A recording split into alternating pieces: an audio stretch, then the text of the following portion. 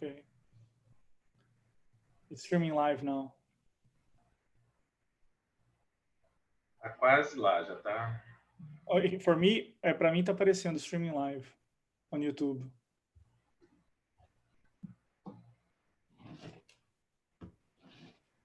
E você consegue ver as perguntas, os comentários aonde? Para mim. Pronto, já tá ao vivo já. Deixa eu...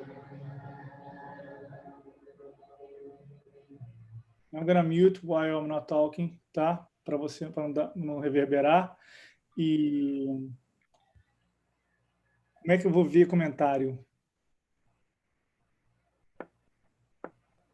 Tem um chat ao vivo no YouTube. A gente vai ver aqui quando eu estiver aqui.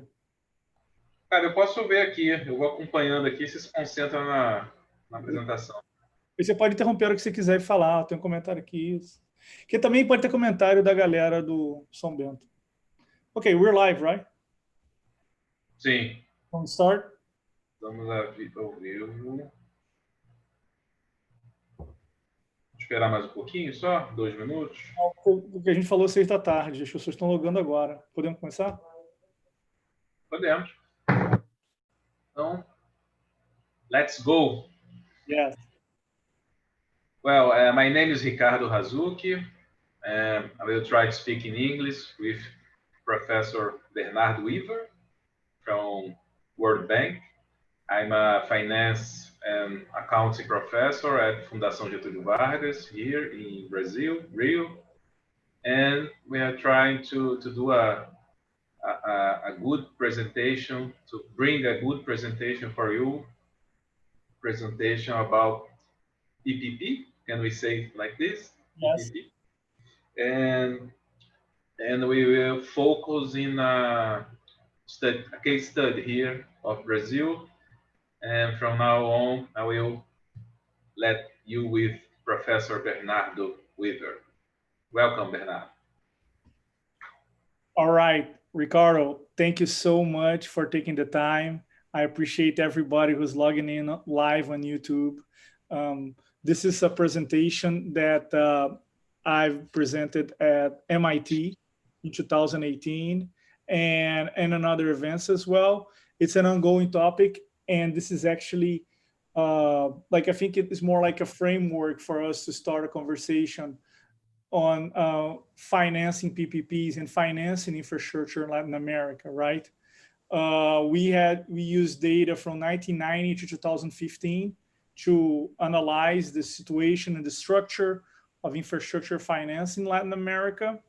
And now we're gonna also have some updates from like the latest developments that we had since 2015, and now the renegotiations in terms of contracts renewal and adjustments in payments that COVID-19 has required a lot of concessionaires to do, not only in Latin America in general, but specifically in Brazil, the largest market in Latin America, okay?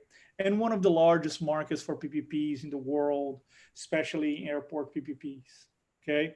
So I think right now we're gonna share the screen, and we're gonna put this presentation that I have done. Like I said before, I've done this on the MIT. I've used presentation on MIT in 2017, and this is a work that we really enjoy doing and has promoted a lot of very good, healthy debate.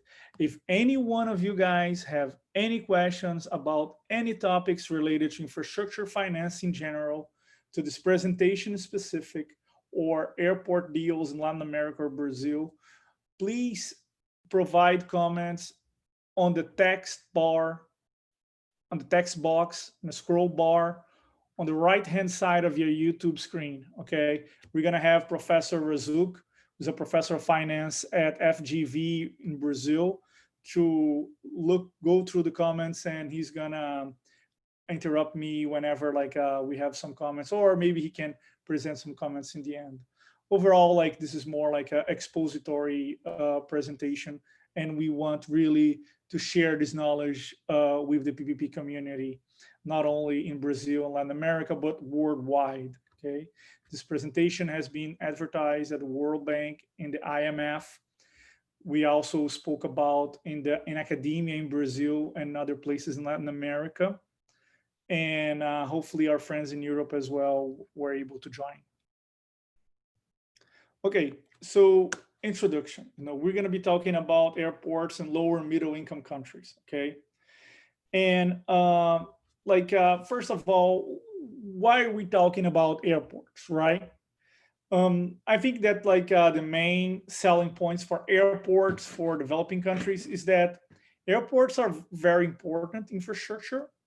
Airports are a way for people to get inside your country, for local residents to travel within the country at an ever more competitive and efficient way of transportation, right? More and more competitive airfares penetrate developing countries. So traveling by airplane has long become a thing that middle class people can engage into, right? So we should stimulate airports because they are an efficient way for people to travel, not only wealthy business owners and business people, but also middle class citizens. Okay, so it's an important way to allow transportation within a country. Another aspect of this is that depending on the airport, they are usually an income generation concession, right? Many times when a country wants to build a road or build a train system, the government is usually going to have to fund the capex, right? More and more government's going to have to pay for the infrastructure, and then the concessionaire can charge some basic fees to users, and then those users will be able to pay for maintenance and service delivery, right? But the upfront capex, large bulky infrastructure, it's done by the private sector, but fully funded by the government, right? So that creates a very strong fiscal impact. As a result, we end up, I'm going to actually stop sharing and I'm going to bring it back to my face because I'm going to be talking a little bit about this. So we will, in fact, be working with a lot of resources that will come from the private sector because, long story short, an airport is like a shopping mall, okay, where you have a takeoff and landing zone, and then you can charge a fee for that. But the main business of the concession is to have all those shops with a captive public that cannot move away from that area, and thus it's interested in consuming, right? So there's a high possibility of producing sales, and thus those are desirable storefronts. So more and more airports are seen as a shopping center, and thus as a income generating business for governments in low and middle income countries that are very often unable to generate wealth to invest in infrastructure. They can actually gain revenue by allowing airport concessions, right? Not every airport will generate revenue. A lot of regional airports linking low flow, low income areas in developing countries will not be a business revenue generating proposition. But usually you have in the capital city or airports that have a large traffic flow as an income generating business, okay? So this is the pitch for us to analyze within PPPs, within infrastructure investment, airports, okay? So we're gonna look at how these deals have been done in Latin America, right? and all over the world, but to focus on Latin America, all over the developing world, right? But to focus on Latin America, right? Um, we have like a lot of people that um, have been working on airport deals and have been suffering a lot due to the COVID-19 crisis. Why is that? Because the COVID-19 has had a severe impact on global travel specifically and on the economy in general. And the airport sector, more than regular transport sector, has a very high correlation with GDP growth. So on average, for every 1% of GDP growth that you have, you're going to have a 3% growth in airport traffic, right? So now we have this 8, 10% GDP reduction. You should be looking for 24, 25% reduction in airport traffic. Because COVID is very unique and is focused on air travel, now we've been seeing reductions of 80 to 90% in some emerging markets, right? Especially Brazil, right? Which is the number 2 country in the world in terms of COVID-19 deaths and cases, right? Of course, following the United States is the number 1, right? So another thing that we're going to take a look at is how this is financed, right? And multilateral development organizations like the World Bank, Inter-American Development Bank, and CAF, and the Inter-American Development Bank, and the Brazilian Development Bank, and other local development banks have been behaving in that market, right? This is once again from 1999 to 2015. And then in the end, we're going to like open the debate for what's going on right now, okay? Let's go to the next slide. Okay, so this is, okay, great.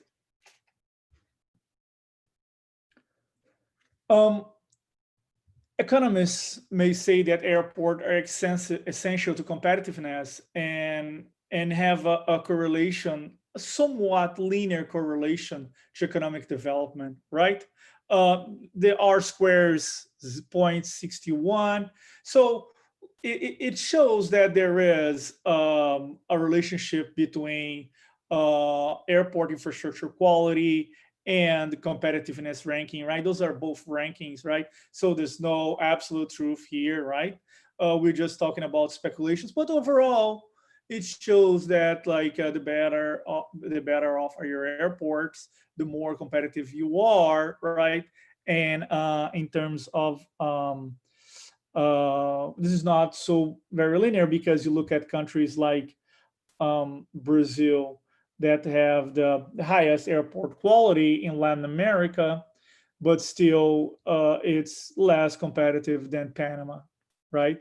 So this is not like an absolute rule, but overall it goes through a straight line. And once again, another country, Colombia, that's more competitive than Peru, Argentina, have lower airport infrastructure quality, right? So yeah, but overall, it's similar. You know, it's something that we can say. Um, let's talk numbers. A number of emerging market countries globally, not only Latin America, of course, right? 52 countries.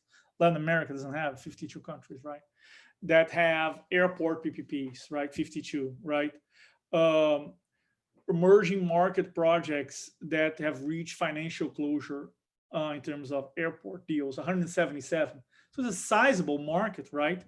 The total investment, this is capex only, right? It's not an optimal measure, but because like airports usually services paid by the fees, and overall like we see that overall we see that the numbers are just for capex, right? Which is not ideal, but it's okay, right? If it was another industry where the service content is funded by the government as well, then we would argue that you should measure capex and opex together and the IRR. But here, the IRR and is captured by service provision fees, like passenger fees, as well as the profit that they get from parking and leasing stores, you know, to shopkeepers, so store owners. And But overall, it's $100 billion in 25 years on infrastructure investments in emerging markets.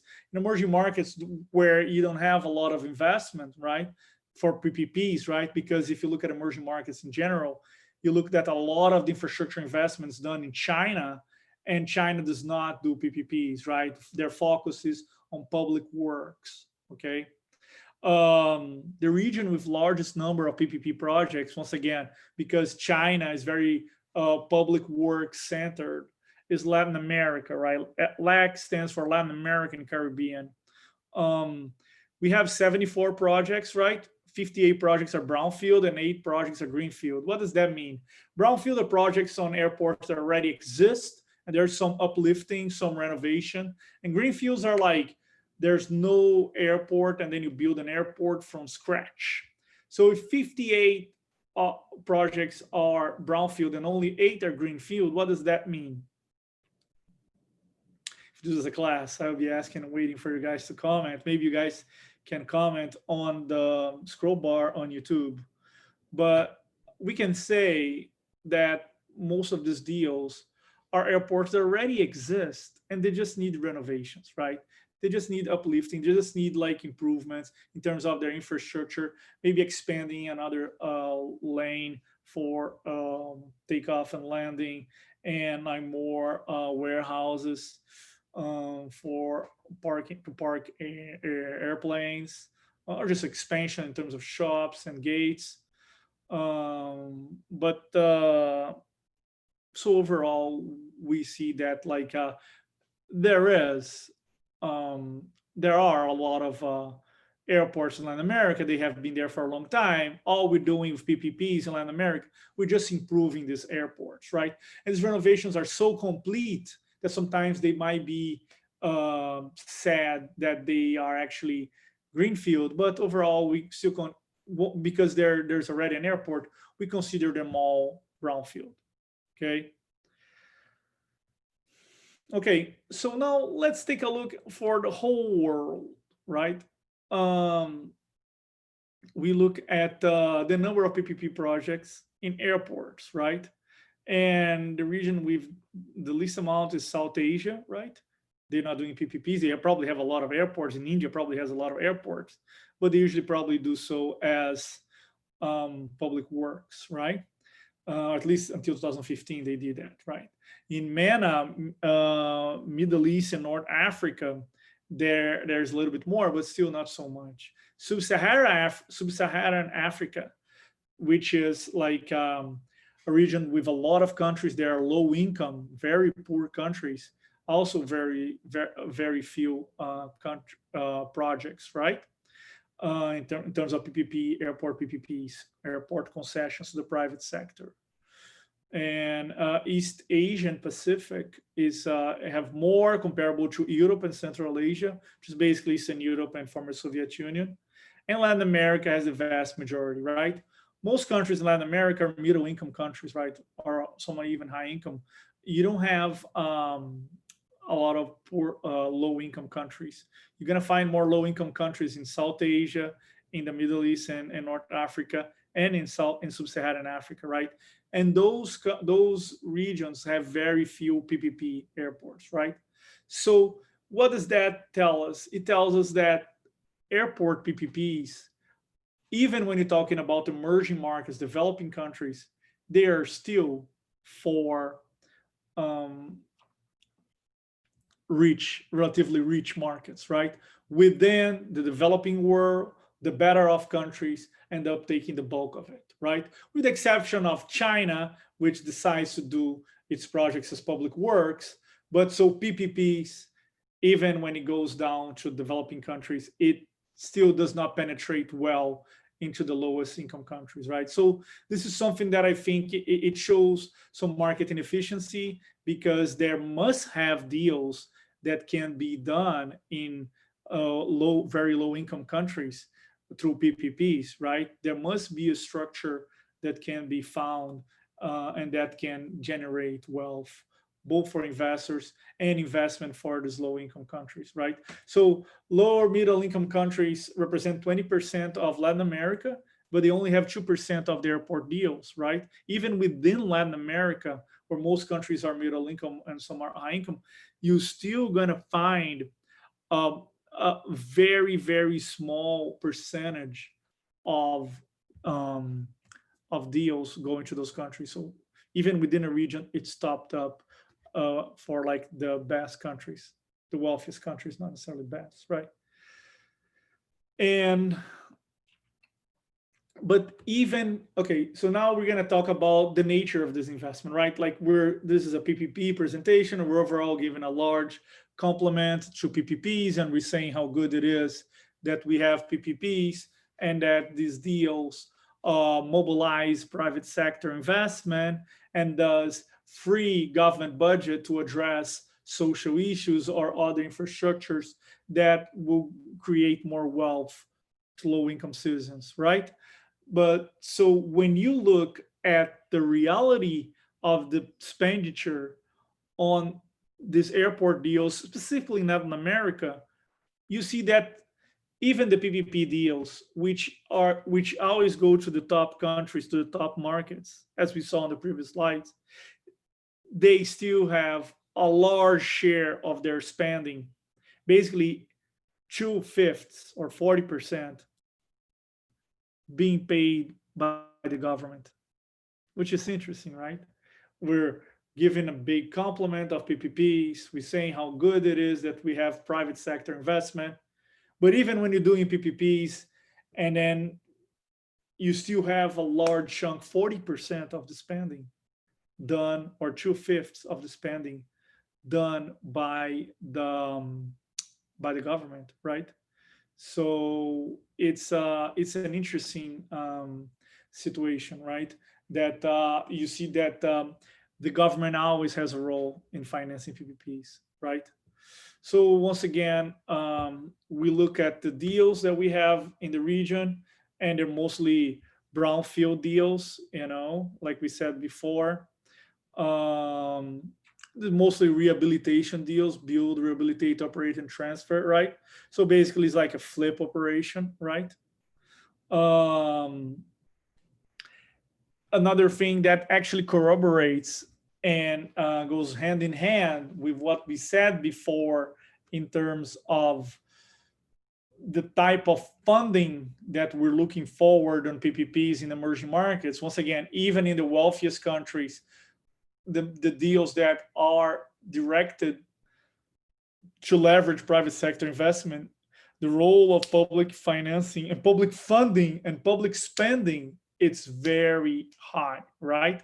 So when you're saying at like the type of competition that you have, the bidding criteria, and like governments usually decide to, or when the government decides to do largest payouts to the government upfront, this usually attracts the highest number of bidders, right? Why is that? That's a very interesting philosophical question, right? So why are investors flocking into deals where they have to pay government upfront the biggest chunk, right? Probably because they know the governments in Latin America are often under severe fiscal constraint, and thus they know that they're going to be paying this money upfront with a huge discount.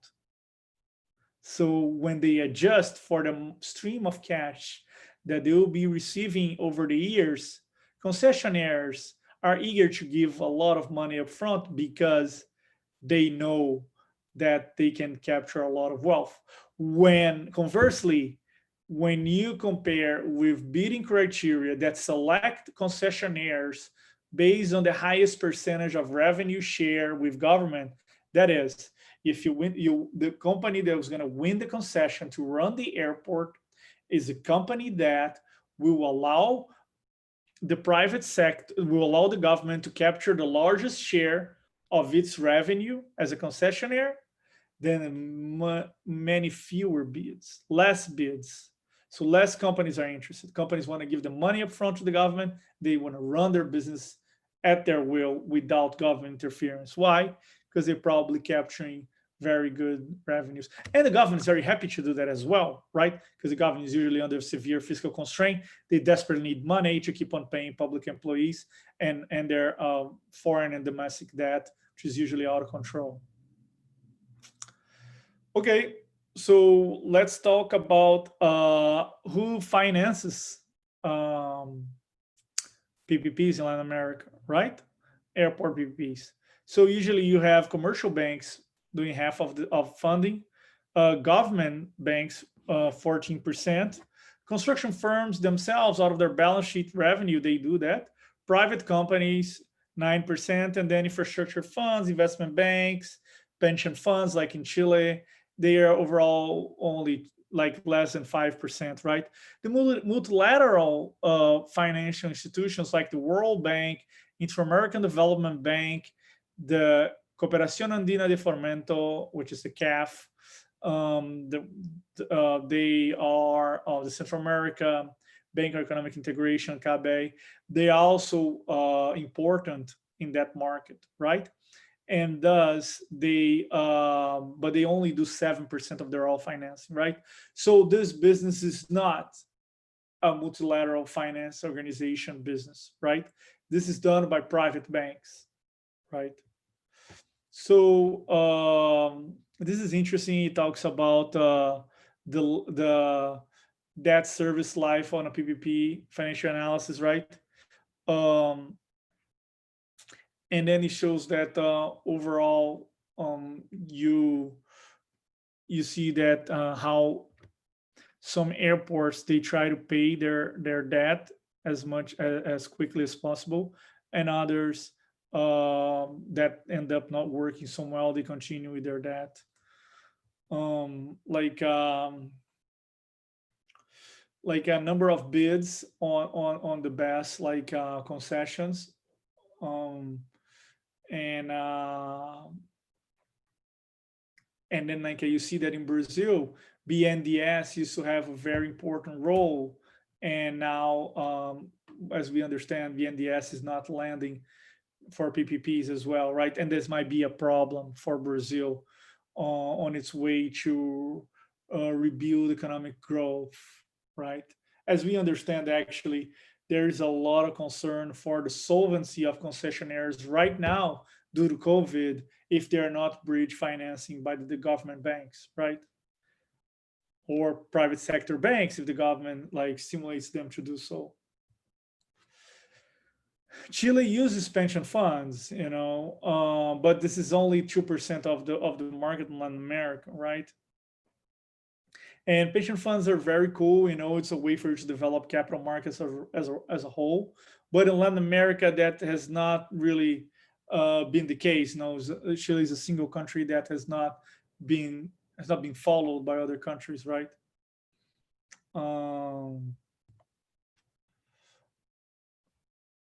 We see that Latin America could benefit from Chinese funding, right? But overall, Latin America has an interest in doing PPPs, and the Chinese like to do public works and direct lending to the government for traditional public works construction projects, where usually the Chinese company delivers the asset ready and does not allow for much competition, right? Which creates some problems in terms of transparency, even though Chinese companies are often very efficient, right?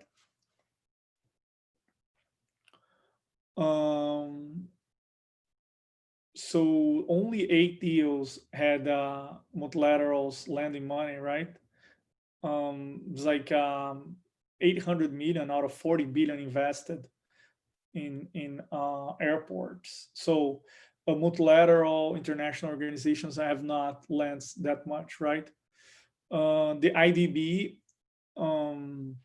has lent 455 million, the IFC 213, so overall you see that the Inter-American Development Bank has taken the lion's share of these deals, right? And the World Bank in and of itself until 2015 has not has been not been involved in airport land in Latin America. And then this is a very interesting chart. And it's funny when we think about the role of the BNDES today. This is as of 2015, okay? As of 2015, you'd see that from 1999 to 2015, you see that BNDES had completely dominated the airport landing scene in Latin America, right? So all the multilaterals lent a very small amount of money compared to what BNDES had done. Now, BNDES is not lending money anymore. So the question becomes, who's going to lend money? Some people say, oh, the private sector is going to step in. And then like, how's that going to happen, right? That's an important question. And then like, if we can talk about, this is just the overall broad presentation, more theoretical part, like airport PPPs are a very important source of private sector investment in Latin America, but the focus is on middle income countries. But usually you see that there is a need for public funding support up front. So the government has, those are PPPs. Those are the creme de la creme PPPs, the best PPPs, airport deals where the government gets money. You know, very few PPPs the government is going to get money from the concessionaire, right? They will happen, but very few of them, right? Here, on these PPPs where the government gets money from the private sector, there is a need. The last 25 years of history in Latin America has shown that there is a clear need for public funding, right? Because of the lack of public funding, lower middle income countries, like the poorest countries in the region, have been kept out of this game, right? So only the bigger, wealthier countries have been able to play this game. So this is what we have found looking at the data. If we are not going to give money to these deals in Brazil or in Latin America, we will not be able, or will be very difficult for us in Latin America to deliver deals without paying very high internal rate of returns. In other words, without giving a lot of money to these concessionaires. They do require money up front. There is a need to investment. There is a need to finance this. There's no magic trick. PPPs are not a magic wand that's going to allow governments to invest in infrastructure without putting no money up front. There will be need for funding. If BNDES is not going to do this, it's important that we find who's going to do this. And it must be said, BNDES cannot be a study group. BNDES needs to be a lender. If it's not a lender, we need to find someone who's going to lend that money, right? Okay. Most of these deals are brownfield, right? Because there are airports in Latin America. You know, we do have a market, but we just need to improve that connectivity, right? And the quality of that transportation. And Chile and Brazil are naturally like the largest markets, right? Lower middle income countries are out of this game, and multilaterals have not been involved in this. And even if they become involved in this, we've seen the volume of lending that this requires. So I think that will be difficult for multilaterals to have a big role in this market, right? So let's go deeper here. And I'm conscious of time. So I'm gonna try to take a breather here and ask Ricardo if he has questions, and if he has any questions from the participants. If you guys are watching, please feel free to provide some questions. Ricardo, how are we doing in terms of time? We're good? Yes, that's very good. We have some questions. You want to answer now or at the end of the presentation? I think it's fine if we answer now and make this more interactive as much as possible. Please go ahead. Okay.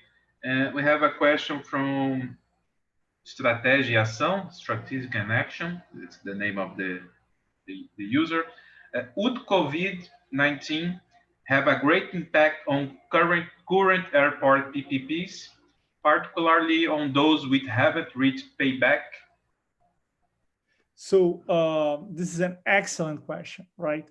Been talking to we have one of our advisors that work with us in Latin America, and he was explaining me that government position is that they will not provide a bridge funding for PPPs. Okay. However, um, it's the consensus in the market that the steep decline in demand, the steep decline in cash flows will require that some funding from government might come in order for concessionaires to be able to be liquid enough in order to service the debt for the infrastructure that they invested on, in order for them to pay employees, and for them to have working capital and continue to provide services at a minimum level, right? Without major ruptures, right? So I anticipate that at some point, the government, not only in Brazil, but in Latin America as a whole, through direct budget allocations or through international loans from multilateral organizations or issuing bonds in the market, will have to pay a large sum of this bridge funding for concessionaires to be able to survive this decline in transport demand, right? And even after this first wave is gone, like I think that for the next year or so, or the next 12 months, we should be looking at spaced out transportation and a much lower influx in terms of users. So I think that we're gonna have less people using these services, and as a result, we're gonna have less revenue for concessionaires, and thus the will need not only to survive the next 3-4 months until economy start reopening, but for the medium term, for the next year and a half, they will need funding until like COVID is just a thing of the past, which probably is going to happen in a year or so. Do we have another question, Ricardo? Yes, question from Professor Xiomara. Okay. She's asking, what about airplane manufacturers? Will there be a decreasing in the size of the aircraft since people are afraid of flying with a crowd on the planes? I think that this is a more like a long-term solution, because what we have is a short to medium term crisis, right? I think that overall, in one, it should be completely gone, because everybody already have got this. There will be a cure, if not a vaccine. So I think that, I don't think there will be an impact in aircraft manufacturing. They are another sector that will need some government funding as well, without a shadow of doubt. Another question, Ricardo, please. A last one, it's related with that one. Will it become more expensive to travel by airplane due to do the reduction of flights? I think that I saw an analysis. I think I don't remember the source, but on the short term, no, because there's government funding for that to help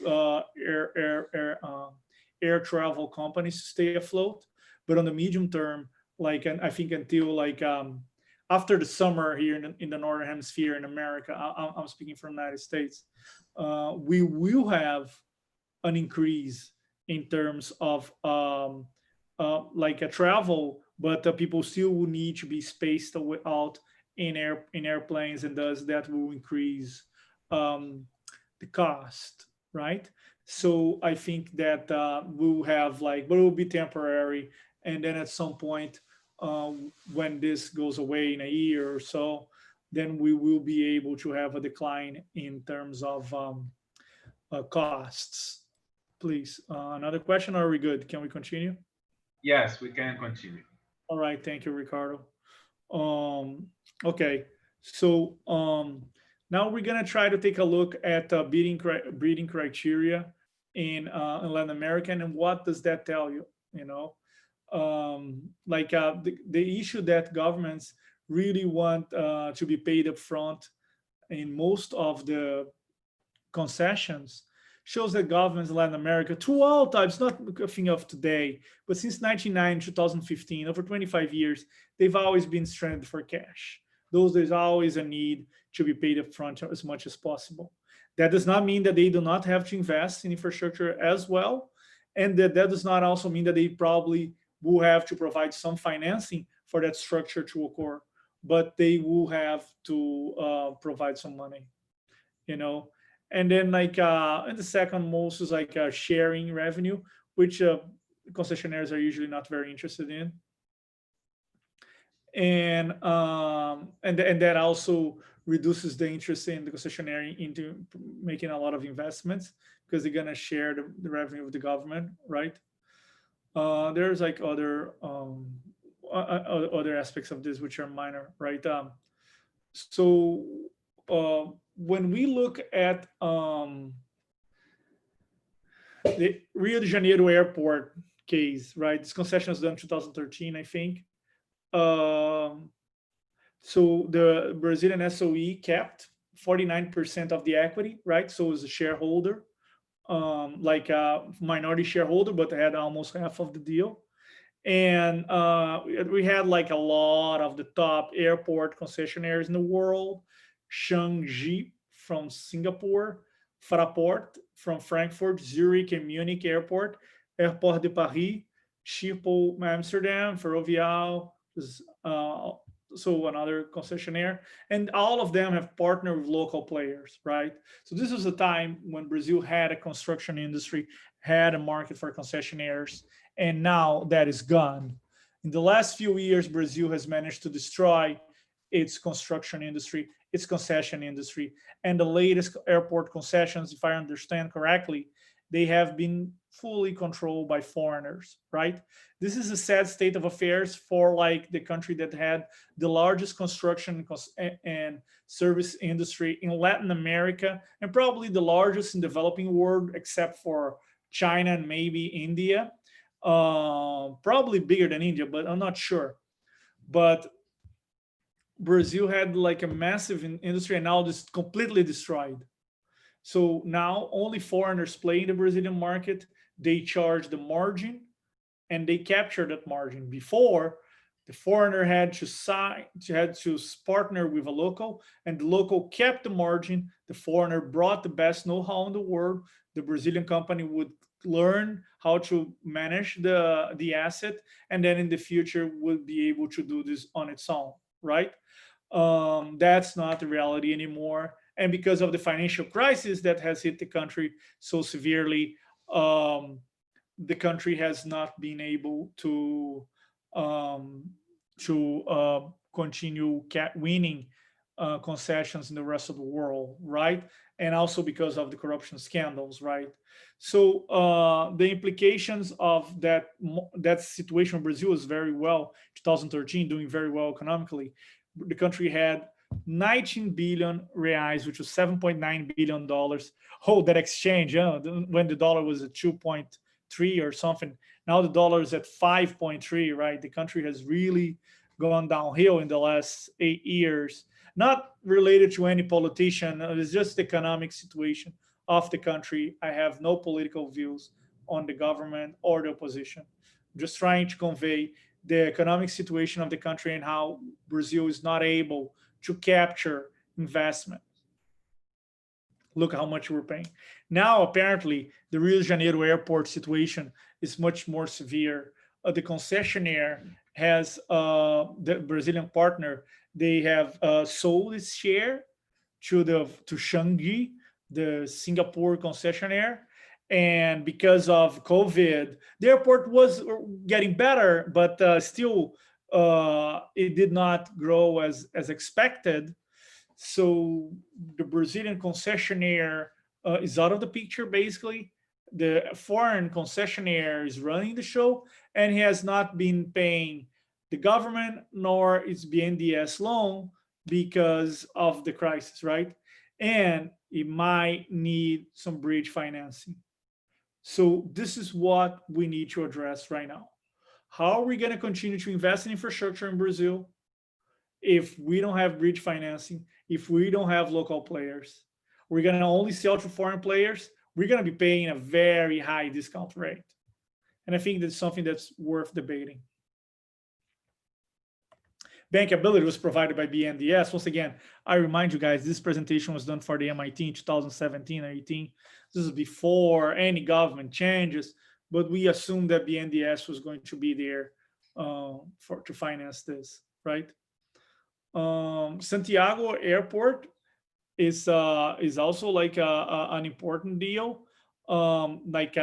This is an interesting case, because Chile is a fantastic country in Latin America, perhaps one of the finest countries in the region, and the finest countries in the developing world in general. But Chile had like an incredibly aggressive bid where the government accepted one bid where the concessionaire accepted to give 77% of its gross revenue to the government, right? So what happens? Well, two things happen. Contrary to Brazil, the forecasts in Chile, they were actually bettered by reality. So the actual revenue was much greater, much larger than the forecasted revenue and forecasted cash flows. So the concessionaire should be able to provide payments and be happy. Hi. Unfortunately, as often happens, the concessionaire unexpectedly was not able to make payments. So it owes a lot of money to the government because it has not been sharing with the government of Chile. This is a situation of 2018, once again. So this delay in payments has been hitting even like concessions that were very successful. So this is like an interesting point that we need to take a look at and see how governments in the region should address PPPs in general and be able to create a better enforcement market so that concessions generate value to governments, even when they're successful as this one, where in terms of revenue, but the government has not been capturing the wealth, the share of the wealth which was promised to him, right? Bogota is an interesting case. Bogota, Colombia is I think the third economy in the region, but I think Bogota cargo zone, I think is the largest or I think it's the fourth economy in Latin America, but I think Bogota is the largest cargo zone in South America. It's a very interesting, it's a very large airport, and they are building like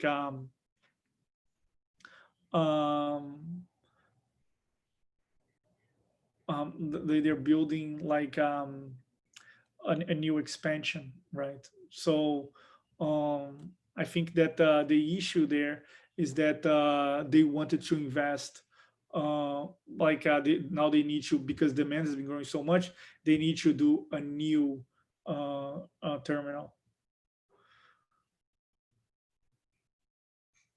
So Lima is another interesting case where like government has done the bid, financing was secured by the IFC, was a branch of the World Bank.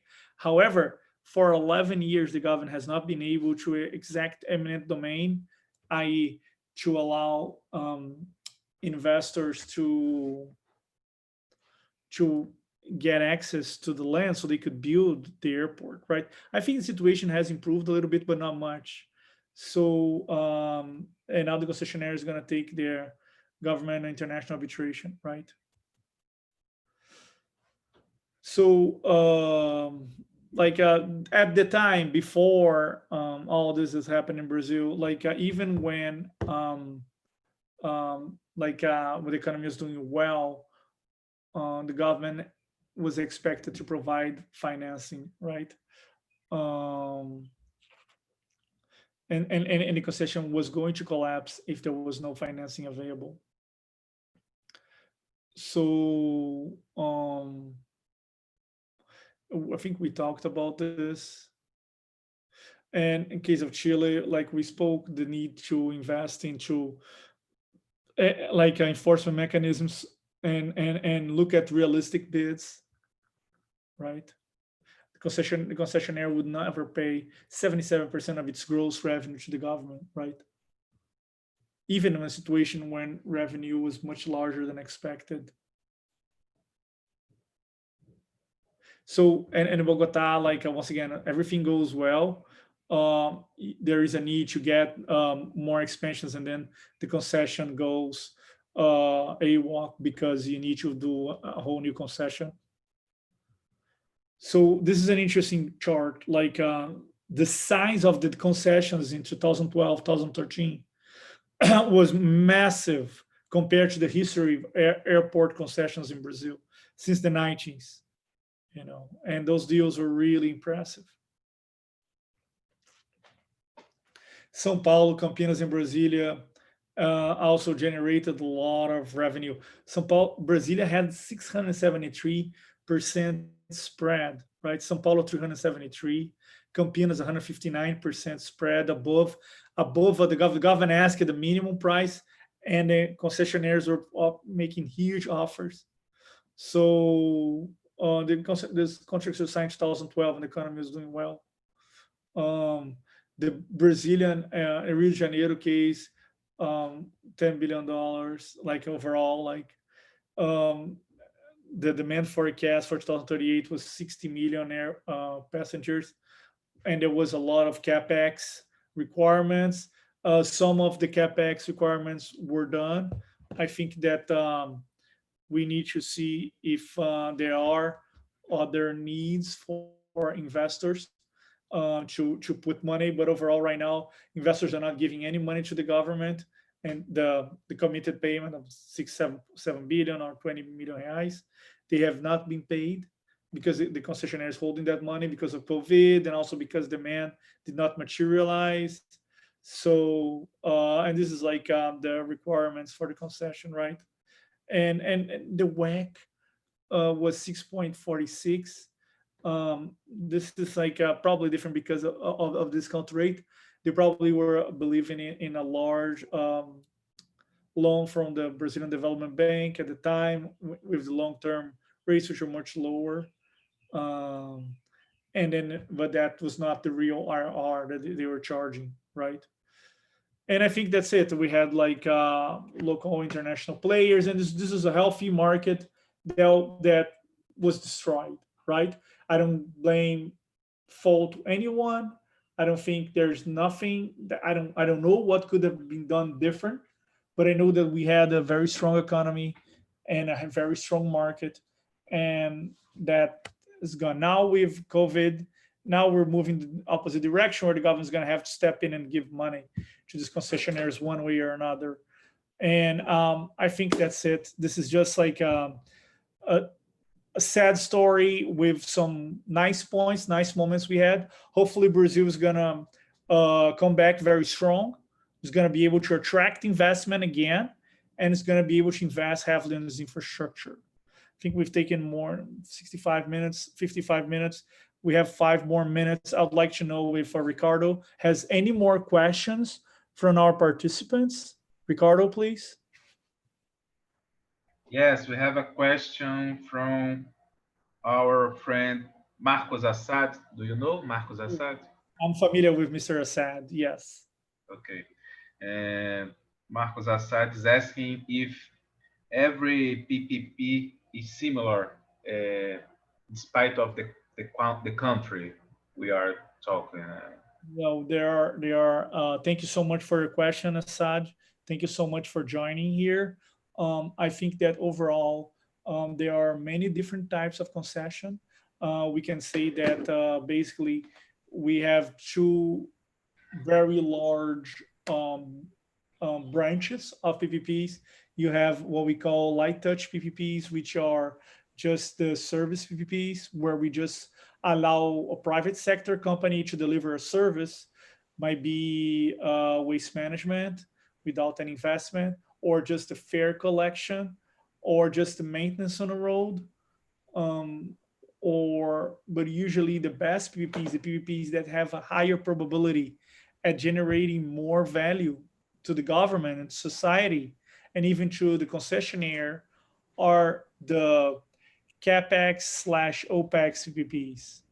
The CapEx slash OpEx means the CapEx is usually the investment, like when you build a road, where you build the toll booths, where you do the whole overall structure and the design of the road, right? That's the CapEx phase. And the OpEx is maintenance. So we talk about when you have um, the upkeeping of a road, when you have services that are delivered to concessionaires, and you have to the public, right? And you have ambulance, you have shops, and you have a large amount of activities that are delivered by the concessionaire to society, right? And when the concessionaire is able to build the asset and maintain the asset, usually can create more value. Why?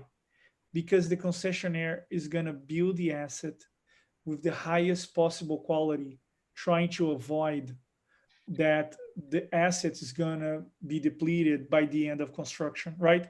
Because it still has a contract to maintain the asset for 30 years, right? Usually when you do public works, the concessionaire, the construction company just want to build the asset and with the least amount of quality so that they deliver and captures the highest profit. Or the concessionaire, when he has a commitment to maintain the asset, then he's going to build with a good quality. So he reduces the amount of money that they're going to have to spend maintaining the asset.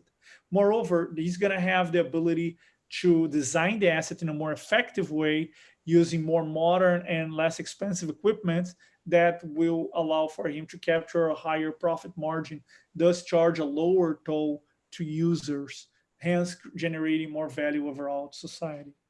Thank you very much once again, Marcos, for the question. Any other questions we have, Ricardo, or do you have any questions that you want to bring?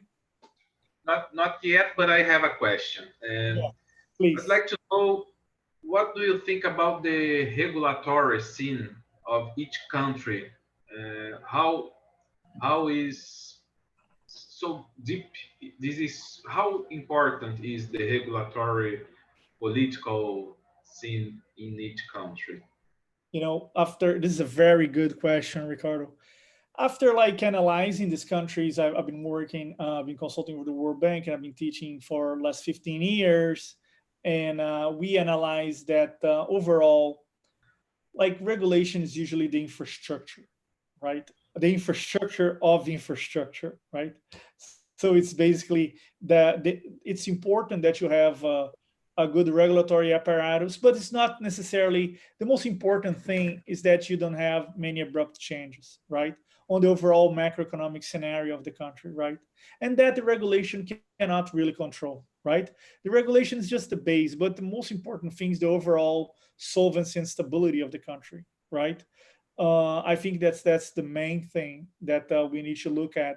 And you look at countries like Chile, which has done a lot of PPPs, they don't even had a PPP law; they just had a concessions law, right? And concessions, as you know, they come from the Napoleonic law, a legal system from 1803, Napoleonic Civil Code, and so this is those are very old institutions. PPPs are a newer way of doing very old things, right? So it's important that you have regulations so you reduce uncertainty, but it's not necessarily what's going to make or break a deal. It's very important that you have an overall solvent and stable economy, and that's very difficult to happen in Latin America, right? The world more and more is unstable. Even the United States is becoming more unstable, even though it has gone through a very long growth period. But now we're going to have the severe COVID-19 crisis that people are not realizing that they're getting to this crisis yet. Do you have any other questions, Ricardo? Yeah, not yet, but I will do other questions. As an investor, how could you convince me? It's convince? Yes. How could you convince me that it's a good investment? Uh, a good has a balanced risk return analysis. For PPPs Yes. in emerging markets? Yes. Okay. So let's do it like this. Um, First of all, in general, it is not. So hence the importance that you have government funding on this, right? Because in and of itself, how are you going to invest for the long term in countries whose eminent definition is their volatility? The main characteristics of developing countries is that they're very volatile, unstable. They always have a crisis next door. They're very unstable. How are you going to sign a contract for 25, 30 years with countries like these, right? So you need government funding. Like you can say, well, but the government then should do everything public works, right? Because it cannot, nobody can invest in countries for such a long term, right? Because they're so unstable. Yeah, but then the governments, they will not be able to access private sector investment in infrastructure. So governments need to do a compromise in order to tap the private sector investment. They're going to have to give some money in order to be able to tap into that money. So that's the kind of structure that I think people need to understand in Brazil. PPPs can become a viable option, and it's never going to be the main thing. No country in the world does all its infrastructure projects through PPPs. Most countries, like the best countries in the world, they will do 30% of their projects as PPPs. These are the countries who do the most. Most countries will do 20, 10. You do a few projects, but you gotta tap that resource. Why? Because you need to invest in infrastructure. Why? Especially developing countries. Because infrastructure is a way for you to increase your competitiveness. Developing countries by nature, they're not as competitive as developed countries. Why? Because they have weak infrastructure and very low levels of qualified population. So we need to invest in infrastructure, and hopefully the government is going to invest in education for the people. Okay, we have a question from Xiomara, Professor Xiomara. Excellent. We'll change a little bit, but it's the same question. How how can you measure the importance of domestic flights to do this economic analysis? Oh, it's you do through that through regression, right? It's not me, of course. You get economists to do that, right? They go and they measure the slope of the correlation between growth and domestic international flights in a given country and GDP growth. And Yeah. then over time across the board, the average varies, but for developing countries is 3. I think overall for the whole world it's 2.4. But in developing countries, more severe. For every 1% that the economy grows, the volume of traffic flights grows 3%, which is very interesting, right? And road traffic grows 1%. So road traffic is together with GDP growth. Yeah. 1% that you have in GDP growth, you have 1% in growth in road traffic. It's interesting, huh? Yeah. We have a question from Eduardo Sequeira. Good. He's talking about Mexico and India. They Okay. are they more risky or more safe than Brazil? Safer? Yes, Lucifer. Yes. Thank you very much, Eduardo, for your question. I really appreciate it. Thanks for joining us. I think that overall, Mexico, it's so Mexico is an interesting country, right? I mean, I'm talking overall, right? Not talking about their country rating right now or the specific situation, because Mexico in general, they do have like a very good. They usually had over the last 20 years a very good relationship with the United States, to the point that they became more closely correlated with the U.S. economy, and thus at some points they became less risky than Brazil. Um, but with the Mexico has been going through a lot of domestic problems due through violence and drug trafficking and other problems that have impacted tremendously the country's economy, and thus the country has become less solvent, right? Um, I think that Mexico is a similar country to Brazil. Certainly, by international investors, is seen as a similar country to Brazil. I think that American investors will probably go first to Mexico before going to Brazil. I think the European and Asian investors will go first to Brazil before going to Mexico. And that's, I think those statements, they are reasonably correct, right? I don't want to go further than that. India is a completely different animal. Has a much lower per capita income. There's a much higher level of poverty. It will be very difficult for India to reach the economic level that Brazil provides to its citizens. However, it has been growing tremendously over the past 10 years. And I think that in the last couple of years has even surpassed Brazil as a whole, as an economy, but it's a 1.4 billion people country with economy slightly bigger than Brazil in US dollars. And the Brazilian economy is more or less the same level, a little smaller, but we only have 200 million people, so it's 1/7 of the Indian population. So you can have an idea on the different standards of living. I think that with that in mind, I think India is growing faster and is seen more favorably by investors for the short, medium term. I don't know for the long term. I think the role that the Indian expat community in the US and in Europe it plays a role in the fact that the India is seen more favorably now. But there's a very small expat Brazilian community in the rest of the world working finance, and I'm one of the few of them.